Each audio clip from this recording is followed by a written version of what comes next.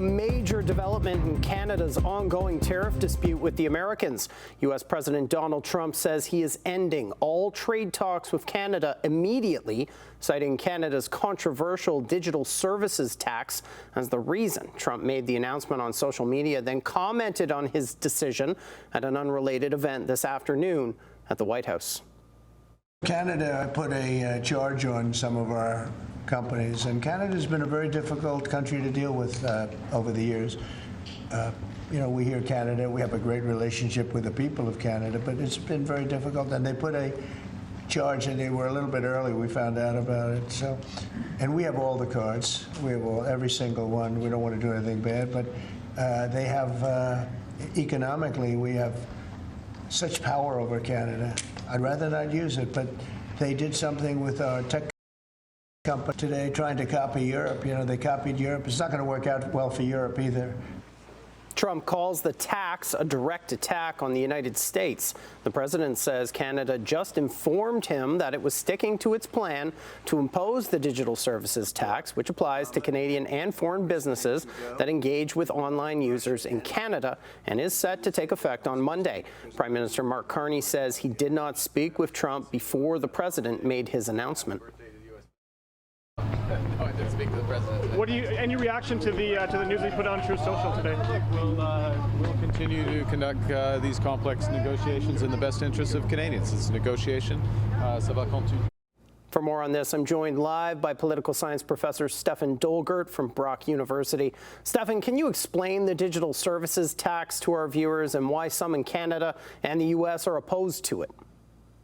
Sure.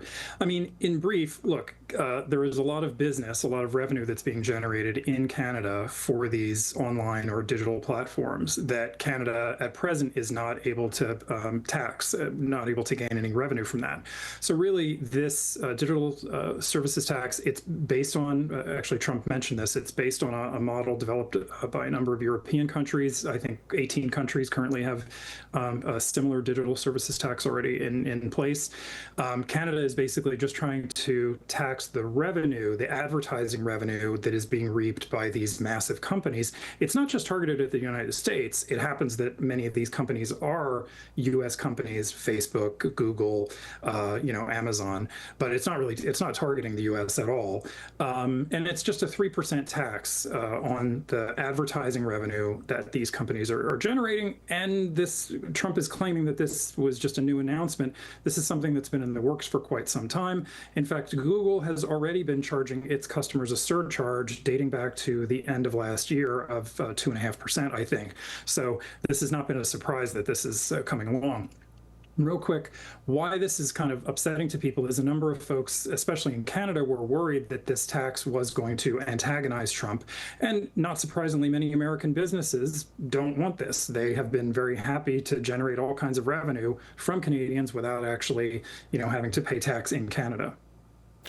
You mentioned that this irked Trump. The timing of this sure is interesting with it coming into effect on Monday. But Prime Minister Carney, he kind of brushed this off as he was leaving the Commons. Should we be concerned, or do you think this is another Trump negotiating tactic? Well, I think it's kind of both. We might be concerned, but it is mainly, I think, another negotiating tactic of Trump. I think the thing to keep in mind is that Trump is constantly coming up with new things to try to extract concessions from Canadians or from other countries. So, his claim that this is just a new thing, a new tax, of course, it's nonsense.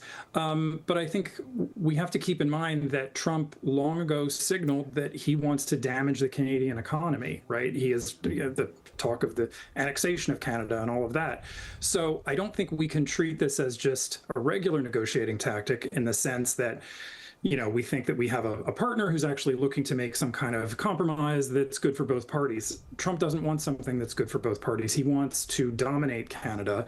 And I think we can see this as in part a negotiating tactic, but it's in the service of that larger plan.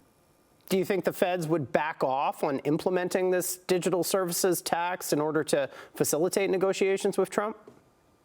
I mean, I think I think it is possible, but I think, again, given that so many other countries have imposed a similar sort of tax, and so really Canada was just kind of following the lead of other countries who are trying to recoup, some tax revenue from these mega corporations, which are mainly American corporations. So we do have good reason for wanting to tax this revenue. But, it's a negotiation, right? And Canada's economy is dependent on the United States. And so, and Carney has even been holding off in terms of some of the reciprocal tariffs that had been announced, in response to the giant tariffs that Trump has thrown onto aluminum and steel and all that. So I think it's certainly possible that they would consider, scaling that back or something like that. But it's hard to say what exactly, it's hard to know what arrows they have in their quiver. That's political science professor Stefan Dolgert. Stefan, thanks so much for being with us tonight.